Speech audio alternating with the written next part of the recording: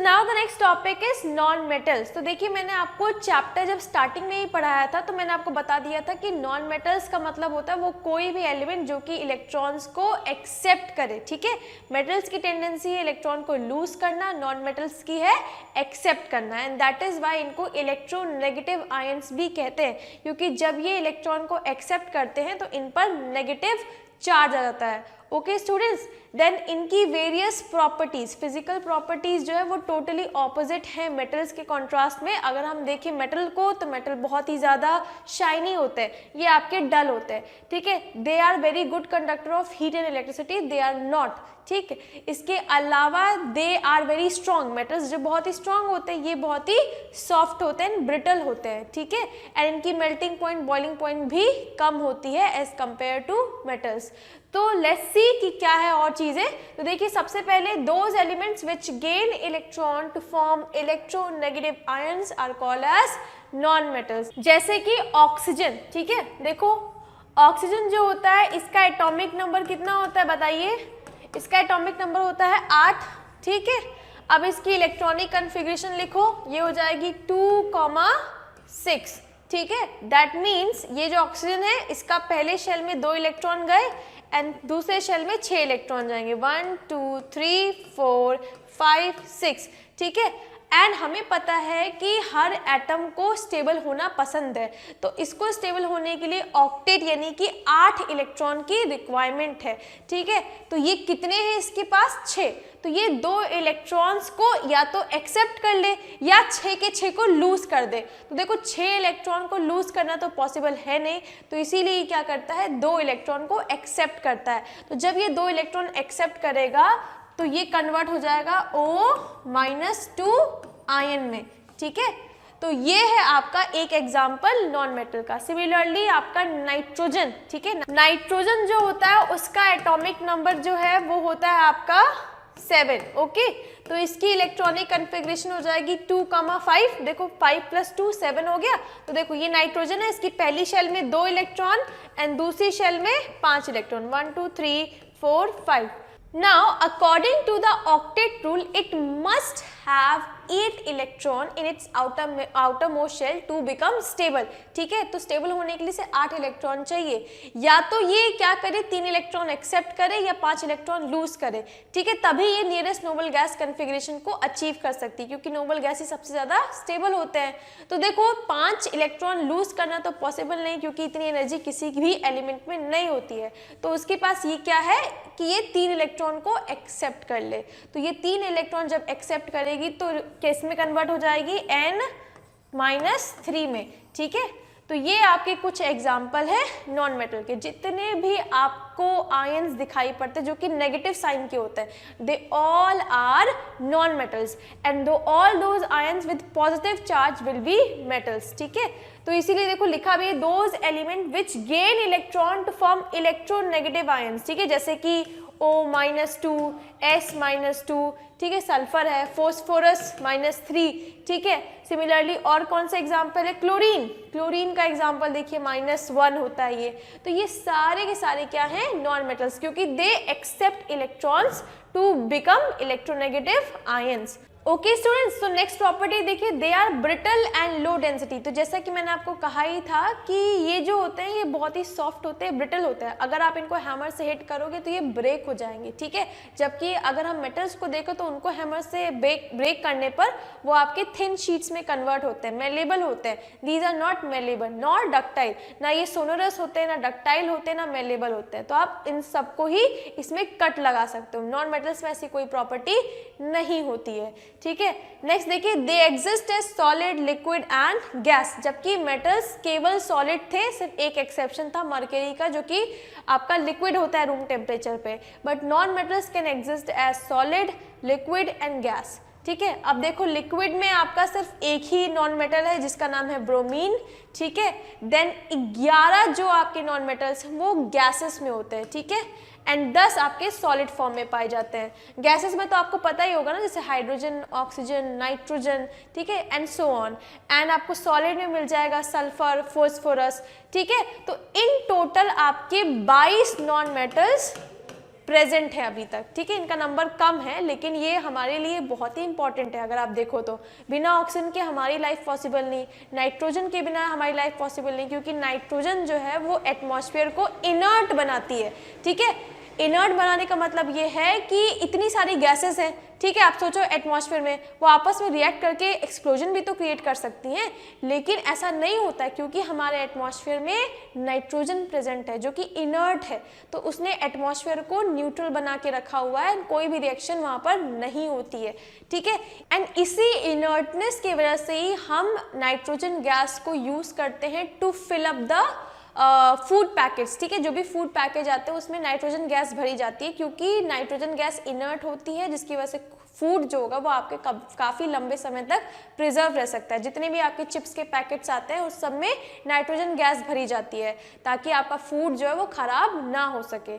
Okay students, तो देखिए next देखिए, they are non lustrous except diamond and iodine. अच्छा, देयर इज एन एक्सेप्शन, दो का एक्सेप्शन है, ब्रिटल जो इन्होंने बोला ना, ब्रिटल एंड लो डेंसिटी, तो ज़्यादातर नॉन मेटल्स जो है वो ब्रिटल होते हैं, यानी कि जैसे ही आप उनको हैमर से ब्रेक करोगे, मतलब हिट करोगे तो वो ब्रेक हो जाएंगे, ठीक है, प्लस इनकी डेंसिटी भी बहुत ही कम होती है। लेकिन ऐसा नहीं होता है डायमंड के केस में, diamond is a very strong, in fact it is a hardest element, ठीक है, it is a hardest element, किसका बना होता है, कार्बन का, ठीक है, कार्बन का ही एलोट्रॉप होता है। अभी आपको मैं थोड़ी देर बाद बताऊंगी कि क्या होते हैं एलोट्रॉप्स, बट इन जनरल आप समझ लीजिए it is a form of carbon, ठीक है। तो ये जो आपका डायमंड होता है it is very strong, okay, very hard and high density का होता है। Next, they are non lustrous, lustrous मतलब उनमें कोई शाइन नहीं होता, ज़्यादातर नॉन मेटल्स जो होते हैं they are very dull appearance के होते हैं, लेकिन जो डायमंड है वो बहुत ही शाइनी होता है, वो तो इतना शाइनी होता है कि उसकी ज्वेलरीज बनाई जाती है, diamond ring, diamond necklace, diamond earrings, है ना। तो क्या आपको पता था कि diamond is a non metal, है ना, देखने में नहीं लगता लेकिन है ये non metal, it is basically an allotrope of carbon. जबकि आप देखो कार्बन का ही दूसरा फॉर्म कोयला, कोल, ठीक है, जब आप लकड़ी को जलाते हो तो वो कोल में कन्वर्ट हो जाता है ना, कोयले में, तो वो भी कार्बन ही है एंड ये भी कार्बन ही है, लेकिन फर्क देखिए कितना है, एक एकदम डल है, ब्रिटल है, एंड दूसरा बहुत ही शाइनी एंड हार्ड होता है। तो ये डिफरेंट फॉर्म्स हैं कार्बन के। नेक्स्ट, आयोडीन एग्जाम्पल दिया, तो iodine is also very lustrous, बहुत ही शाइनी होता है, ठीक है। दीज आर फ्यू एक्सेप्शन, देखिए फिजिकल प्रॉपर्टीज से ज़्यादा इंपॉर्टेंट है इनके एक्सेप्शंस, तो उस पर आप ध्यान रखिएगा। नेक्स्ट है, they are poor conductor of heat and electricity, तो इनका हीट एंड इलेक्ट्रिसिटी कंडक्ट कराने में कोई रोल नहीं होता है, इसीलिए ज़्यादातर नॉन मेटल्स जो होते हैं वो आपके यूज़ किए जाते हैं एज एन इंसुलेटर, क्योंकि ना ही वो हीट कंडक्ट करा सकते हैं ना ही इलेक्ट्रिसिटी। लेकिन इसका अगेन एक एक्सेप्शन है which is graphite. Now again graphite is an allotrope of carbon, ठीक है, तो ये भी एक अनदर फॉर्म है कार्बन का, ग्रेफाइट कहते हैं, आपकी जो पेंसिल की जो लीड होती है वो इसकी बनी होती है, ठीक है, and it is a good conductor of heat as well as electricity. Okay students, now next देखिए, इसका जो मेल्टिंग एंड बॉइलिंग पॉइंट होता है वो जनरली लो होता है, वो आपको दिख नहीं रहा है बट वहाँ पे लिखा है low melting and boiling point accept diamond and graphite. Again मैंने आपको यहाँ भी बता दिया था, क्योंकि वो इतना हार्ड है, इतना स्ट्रॉन्ग है, तो ऑब्वियसली बात है उसको मेल्ट करने में या बॉइल करने में समय तो लगेगा ही। तो डायमंड को अगर हम छोड़ दें तो ऑन ग्रेफाइट को, डायमंड एंड ग्रेफाइट, तो all have low melting and boiling point. Okay students, now next देखो, exception if classification of metals and non-metals is done on the basis of physical properties। तो अभी हम discuss करने जा रहे हैं exceptions, ठीक है, कि what are the exceptions। जैसे कि हमने बोला कि all metals जो होते हैं they are solid, जबकि मरकरी उसका एक्सेप्शन है क्योंकि mercury is liquid at room temperature, ठीक है। Similarly all the non metals are bad conductor of heat and electricity except graphite, ठीक है। All non metals are soft, ठीक है, एंड ब्रिटल होते हैं एक्सेप्ट डायमंड, क्योंकि वो बहुत ही हार्ड होता है एंड उसको तोड़ना बहुत ही मुश्किल है, it is a hardest substance, ठीक है। तो वही हम देखेंगे what are the different exceptions. तो सबसे पहले ऑल मेटल आर हार्ड, ठीक है, जितने भी मेटल्स होते हैं वो बहुत ही हार्ड होते हैं, ये तो हम जानते हैं, बट ऐसा नहीं है क्योंकि there is an exception which is sodium, potassium and lithium, sodium potassium and lithium they are soft, उनको आप चाकू से भी काट सकते हो, ठीक है। तो ये आपको याद रखना इंपॉर्टेंट है, ठीक है। नॉर्मल प्रॉपर्टीज भूल जाइए बट एक्सेप्शन ना भूलिएगा, ठीक। नेक्स्ट देखो, they can be cut even with knife, बता चुकी हूँ।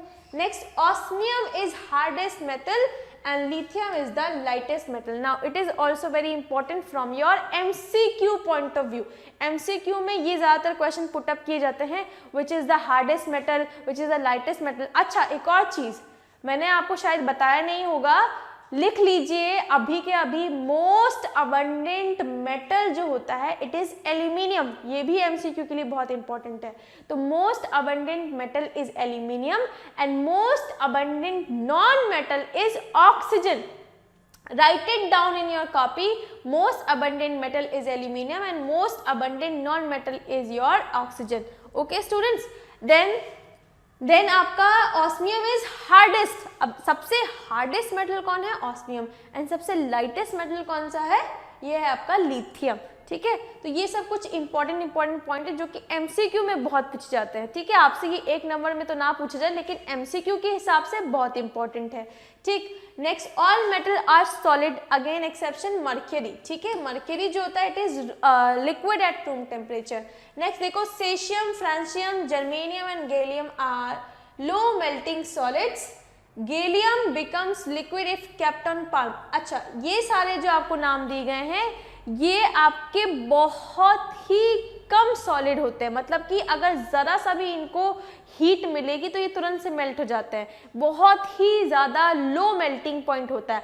आपने पढ़ा था ना कि ज़्यादातर मेटल्स की melting point and boiling point बहुत ही हाई होती है, बट इनकी melting point and boiling point बहुत ही लो है। इवन गैलियम की अगर हम बात करें तो उसको अगर आपने अपने हाथ पर भी रखा तुरंत वो सॉलिड से लिक्विड में कन्वर्ट हो जाएगा, इतना लो मेल्टिंग पॉइंट होता है उसका।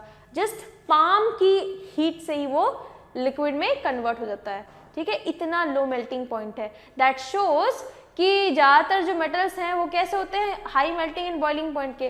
तो गैलियम इज एन एक्सेप्शन, ये क्या है, इसका मेल्टिंग पॉइंट बहुत ही लो होता है। ओके स्टूडेंट्स, तो लिखा भी हुआ है gallium becomes liquid if kept on palm, ठीक। Next, metals have high melting and boiling point. Now ये इसका एक्सेप्शन हो जाएगा गैलियम का, ठीक है।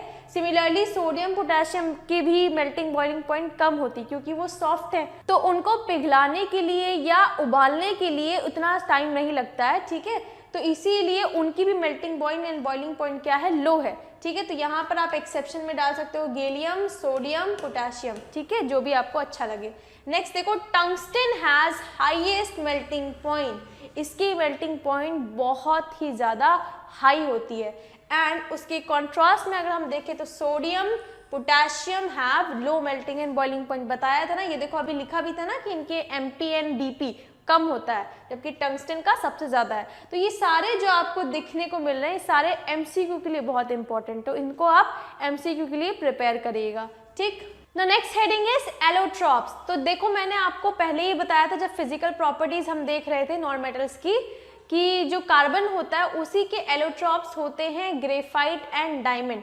Now we will discuss what are allotropes. वैसे तो ये चीज़ आपको जब हम कार्बन एंड कंपाउंड पढ़ेंगे तब वहाँ पर भी पढ़ाया जाएगा, यहाँ पर हम बस एक शॉर्ट सा इसका इन जनरल डेफिनेशन को समझते हैं।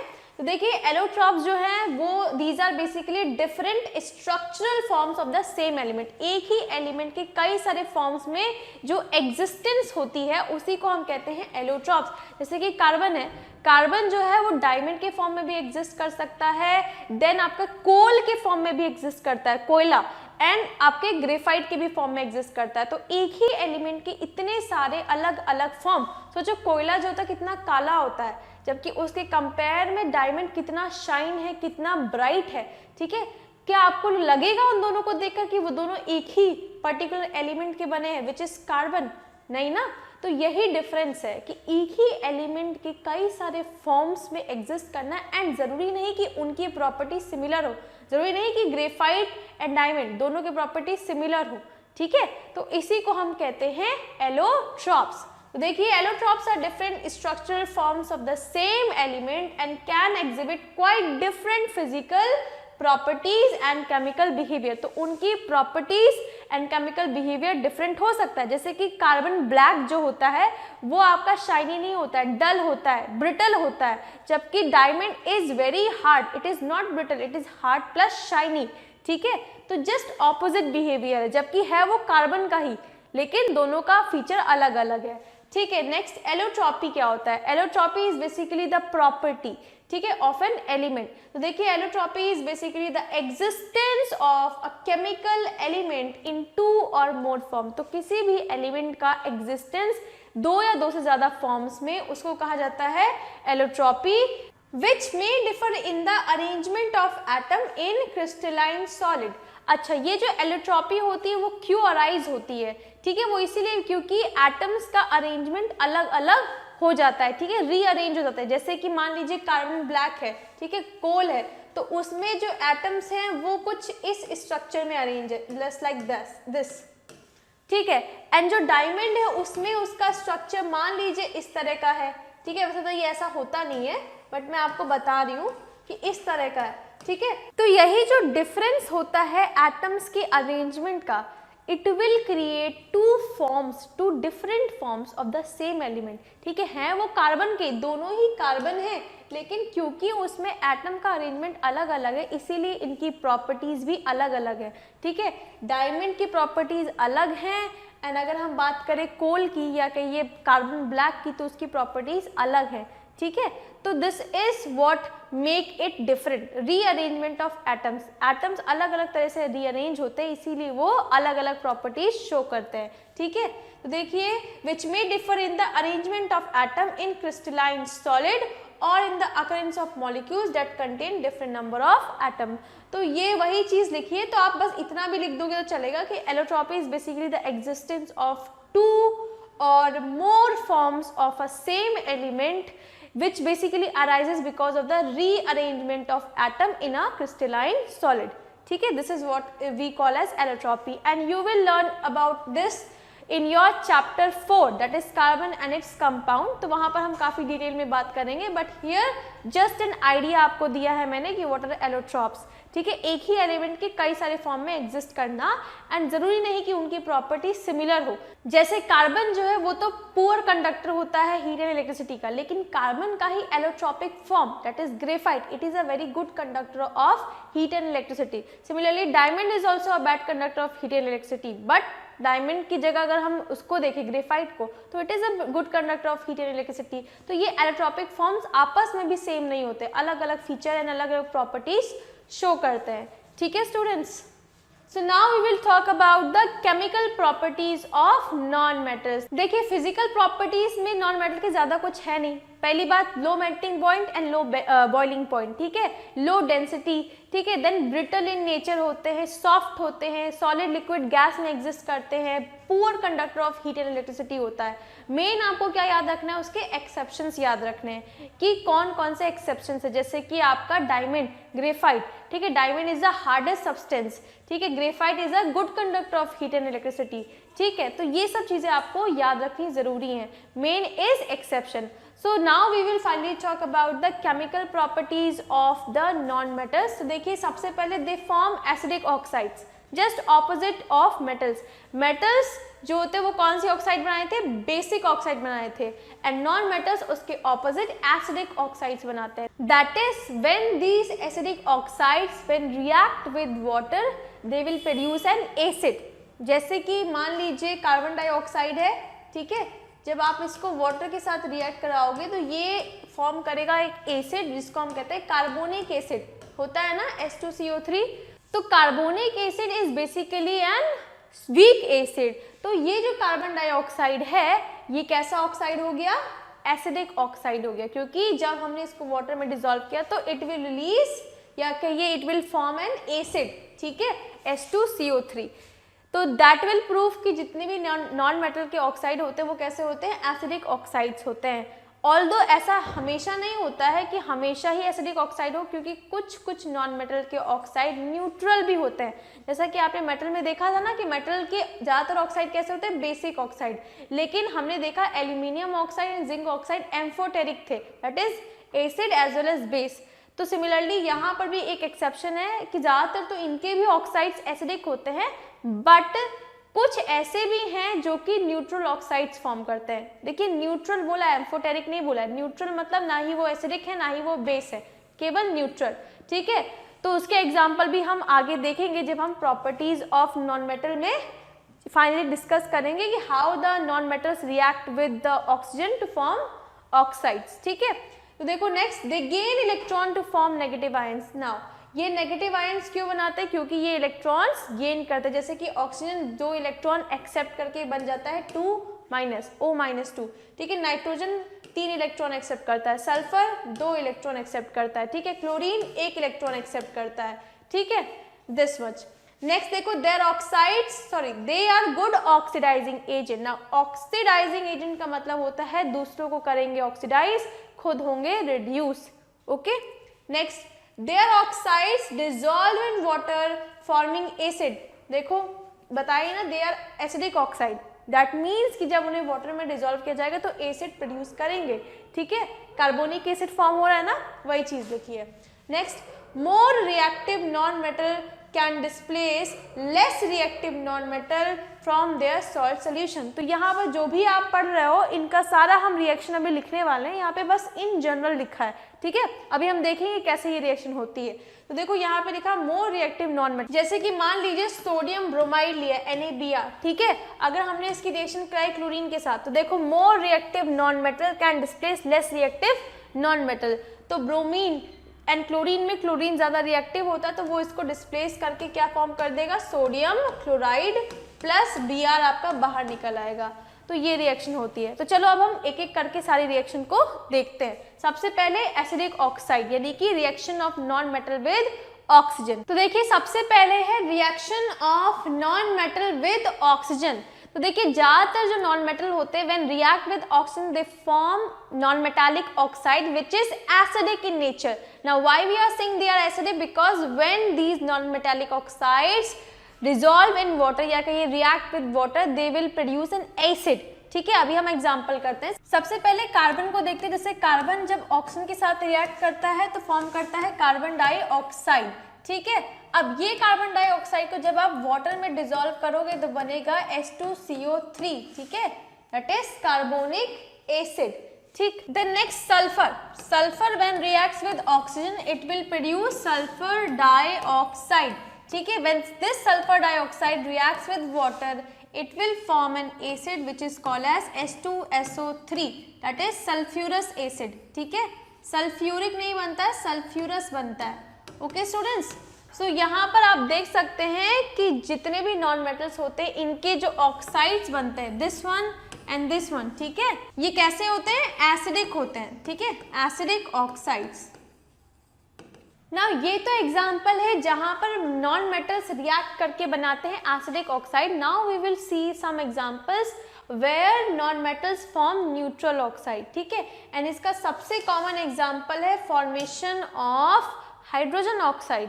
Now what is hydrogen oxide, it is water. देखिए क्या होता है, when we react hydrogen with oxygen, ठीक है। नाउ हाइड्रोजन एंड ऑक्सीजन दोनों ही क्या है, नॉन मेटल्स हैं, ठीक है। बट यहाँ पर हमने नॉन मेटल किसको माना, फिलहाल हाइड्रोजन का। तो हाइड्रोजन को जब रिएक्ट करवाते हैं ऑक्सीजन के साथ तो बनता है आपका हाइड्रोजन ऑक्साइड, ठीक है, H2O। एंड इसी का कॉमन नेम है आपका वाटर। क्या वाटर एसिडिक होता है, नहीं होता है। इसका pH कितना होता है, 7 होता है, दैट इज ये न्यूट्रल है, ठीक है।